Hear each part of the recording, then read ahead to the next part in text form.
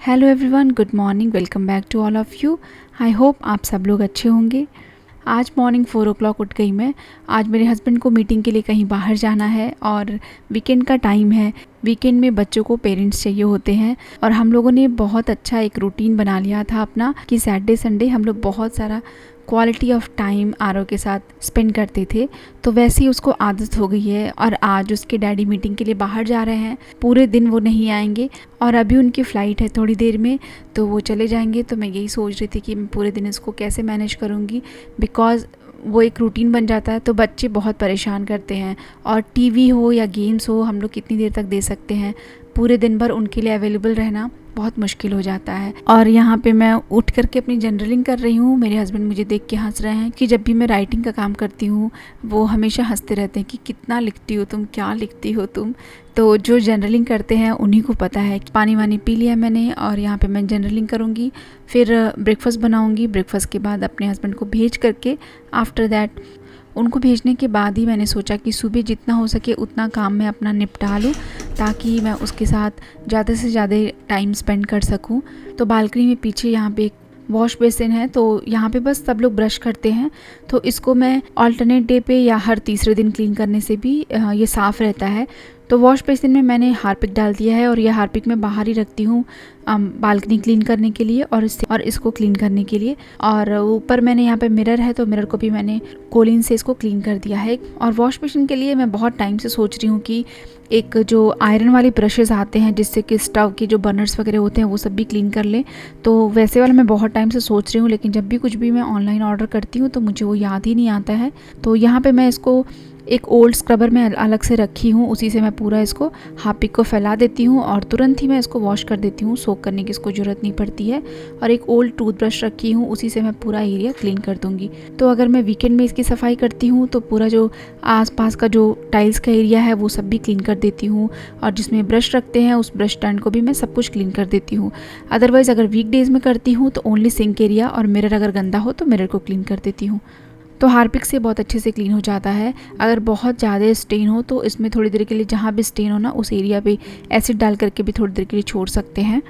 या फिर अगर आपका वॉश बेसिन हमेशा आप साफ़ करते हैं, डेली साफ़ करते हैं, तो जस्ट एक माइल्ड डिटर्जेंट या फिर किसी शैम्पू से इसको वॉश कर सकते हैं।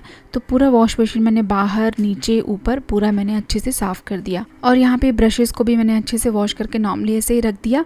और बचपन में मेरे पापा क्या करते थे कि ग्लासेस में एकदम गरम गरम पानी लेते थे और उसमें नमक डाल करके उसमें सबके ब्रशेज़ और टंग क्लीनर सब डाल देते थे। उससे ब्रशेज़ क्या होते हैं ना, सॉफ्ट हो जाते हैं और बैक्टीरियाज भी ख़त्म हो जाते हैं। तो मैं अब क्या करती हूँ कि सबके ब्रशेज़ के लिए अलग अलग ग्लास लेती हूँ, एकदम हॉट वाटर लेती हूँ और उसमें बेकिंग सोडा डाल करके सबका टंग क्लीनर और ब्रश को उसमें सोक कर देती हूँ। ये एक एंटी बैक्टीरियल की तरह काम तो करता ही है, बट इससे ब्रशेज़ ना बहुत सॉफ्ट हो जाते हैं। अभी मैंने जस्ट वॉश किया ना तो ऐसे वॉश करके मैंने रख दिया, लेकिन फिर मैंने थोड़ी देर बाद गर्म पानी से सब वॉश कर दिया था। उसके बाद मेरे पास थोड़ा और टाइम था तो मैंने फिर सोचा कि एक कबर्ड सही कर देती हूँ। तो ये मेरे हस्बैंड का कबर्ड है, इसमें से मैंने पूरे कपड़े को निकाल करके बेड पे रख दिया और इसको भी नॉर्मली ऐसे ही ऊपर से मैंने क्लीन कर दिया क्योंकि न्यूज़पेपर मैंने जल्दी ही चेंज किया था। ऊपर से क्लीन करने के बाद एक बार मैंने फिर से इस पर कपड़े फोल्ड कर करके और अच्छे से तह लगा करके सेट कर दिया। पूरा कबर्ड तो मैं कभी भी आज तक साफ़ नहीं की हूँ, हमेशा मैं एक एक cupboard time to time clean करती रहती हूँ। और इससे ये भी रहता है कि जो कबर्ड ज़्यादा ख़राब होता है वो थोड़ा जल्दी जल्दी हो जाता है, जो नहीं ख़राब होता है जैसे हम लोग के कबर्ड्स हैं, हम लोग के जो कपड़े हैं बहुत आराम से हम निकालते हैं। तो हमारा 1-2 महीने में एक बार सेट कर दो तो वो वैसे ही रहता है। और सही करने के टाइम पे ये भी होता है कि कुछ कपड़े फट गए हैं, कुछ कपड़े लूज़ हो गए हैं, टाइट हो गए हैं, तो उनको आप सेपरेट भी कर सकते हैं। तो यहाँ पे मैं कबर्ड में उनके कपड़े सेट कर रही हूँ और जिन टी शर्ट्स को कम पहनते हैं उनको पीछे, जो रेगुलर वेयर हैं वो सब फ्रंट पे रख रही हूँ। और जब भी कपड़ों को रखें ना तो उसके अंदर आप चाहें तो कपूर रख सकते हैं या फिर आप चाहें तो कोई एसेंशियल ऑयल डाल सकते हैं। मैं एसेंशियल ऑयल ही प्रेफर करती हूँ हर जगह डालना। नेप्थलीन बॉल्स भी आप डाल सकते हैं, बट नेप्थलीन बॉल्स मुझे डालने की ज़रूरत नहीं पड़ती है।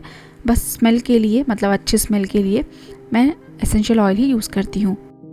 आफ्टर दैट थोड़ा सा और टाइम बचा था तो मैंने फिर नीचे वाला कपबोर्ड भी सही कर लिया। इसमें मेरे कपड़े रहते हैं, तो एक अच्छे एक्सपीरियंस के बाद मैंने ये डिसाइड किया है कि कभी भी जब भी कोई पूरे ड्रेस का सेट हो ना, तो उसको सेपरेट बिल्कुल भी नहीं रखना है।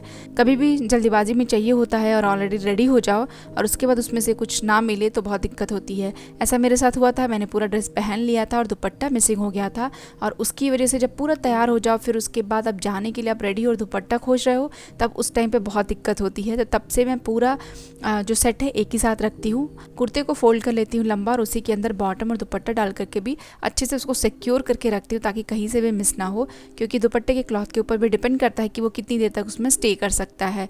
तो कम टाइम में ही मेरे 2 शेल्फ यहाँ पे सही हो गए, और कपड़ा सही से रखना बहुत ज़रूरी है।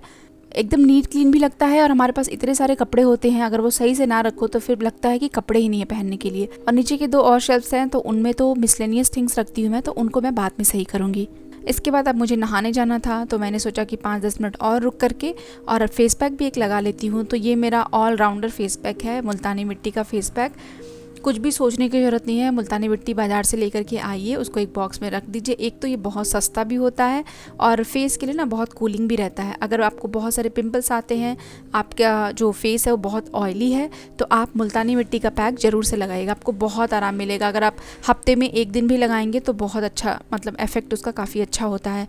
फिर उसके बाद हम ही दोनों लोग हैं, तो मैंने सोचा लौकी की जस्ट ऐसे ही ना कुकर में झटपट वाली सब्जी बना देती हूँ। तो जस्ट कुकर में तेल डाल के थोड़े बहुत मसाले डाल दिए, खड़े मसाले, उसके बाद प्याज वगैरह डाल दिया इसमें, और इसके बाद इसमें लौकी डाल दूँगी बड़ा बड़ा कट करके, टमाटर और कुछ मसाले डाल करके, हल्का सा पानी डाल करके इसको मैं सीटी लगा दूँगी, और ये बहुत अच्छा बनता है। जिसको लौकी पसंद आती है उसके लिए तो ये बहुत, मतलब उसको बहुत पसंद आता है।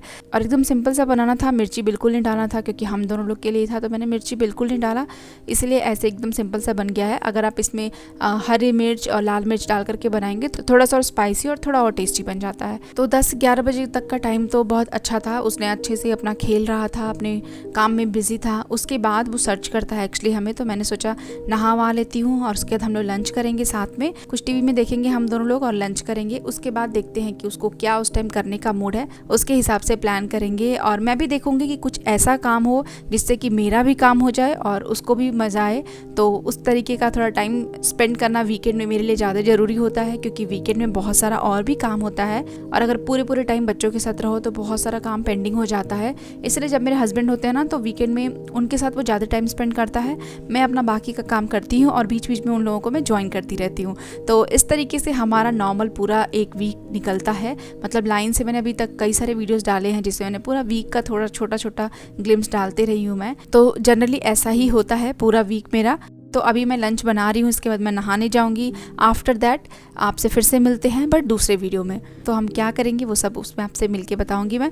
तब तक के लिए bye bye and take care, खुश रहिए, हैप्पी रहिए, एंजॉय करिए। Thank you so much for watching, bye bye.